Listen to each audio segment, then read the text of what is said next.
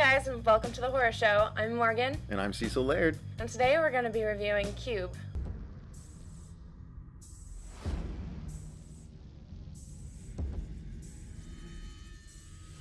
A cube. 26 rooms high. 26 rooms across. 17,576 rooms. Does anybody remember how they got here? Why would they throw innocent people in here? Are we being punished? There's a way in here, so there's gotta be a way out. Do you think they'd go to all the trouble to build this thing if we could just walk out? Take a good long look around. Because I got a feeling it's looking at us. We have about 3 days without food and water before we're too weak to move. I just want to wake up. I looked into a room down there and something almost cut my head off. Motion detectors integrated into the walls. Tough to spot.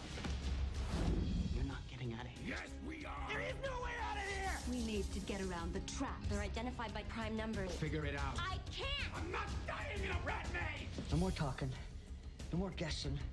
You gotta save yourselves from yourselves. From 1997 by Vincenzo Natali. Starring Morris Dean Wint. And Cube, it's kind of a proto-torture porn-ish, people in a trap situation having to get out before Saw and all that stuff. And basically what happens in the movie is it starts off throwing you right into it. A group of people kind of wake up and they find themselves in these cubed rooms. Literally just a cube. It looks the same on all the walls. Some of the patterns are a little bit different, carved into the walls and stuff like that, which sort of goes towards the production design, which we'll get to. But each person wakes up in their own cube room, and soon enough the people that find themselves in this situation end up in the same cube space, and they have to try and figure out why they're there, because they all woke up and they don't have any clue how they got there, why they were put there, any of this stuff at first, how to get out, obviously. And once they get there, they kind of talk about their brief experiences in the other rooms, and it turns out that the cube itself is sort of a weapon. Like, as you try and move from room to room in the cube, there are certain rooms in the cube that have traps in them and certain rooms in the cube that don't. And the objective of this group of people, and you can't really call it a game that's set up for them, but the objective of these people is to find their way out. They have to try and figure out a way to get to the exit of this thing that they have no idea really what it is at first. So they all try and start going from room to room, trying to find an exit. They use their shoes to throw into the room ahead of time to see, if there's a trap in there. For instance, there's some rooms, their traps are triggered by sound, or some rooms that are triggered just by people just even stepping into it. Motion. Yeah, motion, exactly. And one person steps into a room and suddenly there's a big steel gate that swings down from the top of the ceiling and just swings right through them.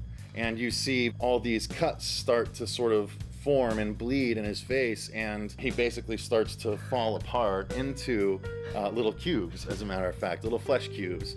And it just shows the gate. It's just a gate of razor wire that was just rigged to come down and slice through whatever's in the room. So the traps, which we aren't going to ruin too many more of them, the traps are all set up and they are deadly. And so, to make a long story short, as they go along, they start to find out a little bit more about each other. One person has a bit of knowledge about where they are, and one's a doctor, so she can help out in that way. They're also with an autistic man, and so they have to factor that into trying getting them through the traps and all that stuff. One of the things about the different people that are in it is that each of them has a different skill set, Right. which comes in handy in trying to decipher the way that the cubes move and what may or may not be a trap, and possibly how to get out. So they all have little skills that come into handy. Right, there's a math whiz, and all the cube rooms are labeled by numbers that they don't really understand at first, and then she they're slowly trying to figure out, what could these possibly mean? And so exactly. So they realize that some of the numbers can actually help them navigate the cube, because, like you said, they realize eventually that the rooms move.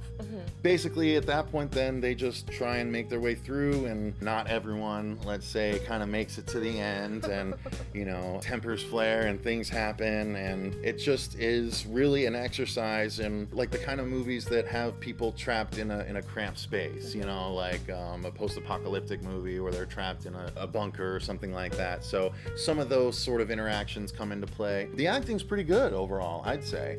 Now, let's talk about, I touched briefly on the production design. There's not much to it other than the cubed rooms and them being sort of different color schemes with different patterns in the different wall. colors. But it's cool how they have, there's a door on the bottom, there's a door on the top, and each of the walls. And Right. so no matter what, you have options for directions to go, and that was neat with the ladders. There's ladders that go from each door, so that if you do go down, for example, you would be suddenly hanging from the ceiling, you know, and you just In the monkey next bar room, across. And that was kind of cool that it allowed a new dynamic of motion, which was True, and interesting. you're right. I actually didn't think about that. There was a certain motility that you don't see characters normally take, Right. because I can't remember the last time I saw characters have to monkey bar through a room, Or you know. climb up to the top to get, Or to get themselves out, right, exactly. Finally, the thing I wanted to touch on most with you is the effects. What did you think of the effects? Well, I mean, they're super fun. Yeah. Super fun. No, I thought they were great, especially for the time. I think they weren't afraid to try some new things. Right. And because they were in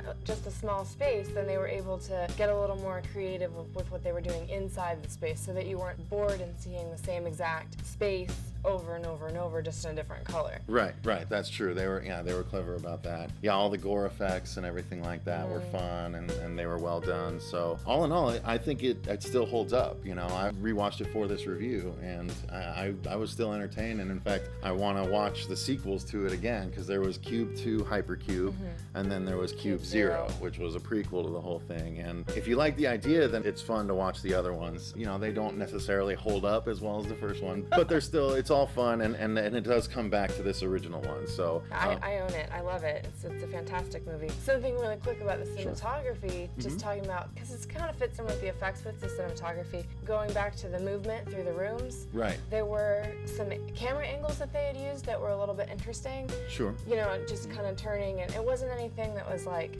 completely out of the ordinary, but it did kind of help with that whole, you know, the different movements that they, you know, spun the camera around, and you know, you were seeing somebody come maybe out of the ceiling, but they made it seem like they were coming out of the floor, or just kind of turning the camera. They messed with the was perspective. Yeah, and that made you know what, you're right. That made it more interesting to watch that way. So I didn't give it that credit, so you're right. There is some good cinematography aspects that really enhance the movie. So that's Cube, you guys. Make sure to check it out as soon as you get a chance. Thanks very much for watching. Remember to like, favorite, and subscribe the video. Follow us on Twitter at HorrorShow666. Or you can check out our new podcast, or just email us. The links to those are below. Thanks again for watching, you guys. Remember, stay scared.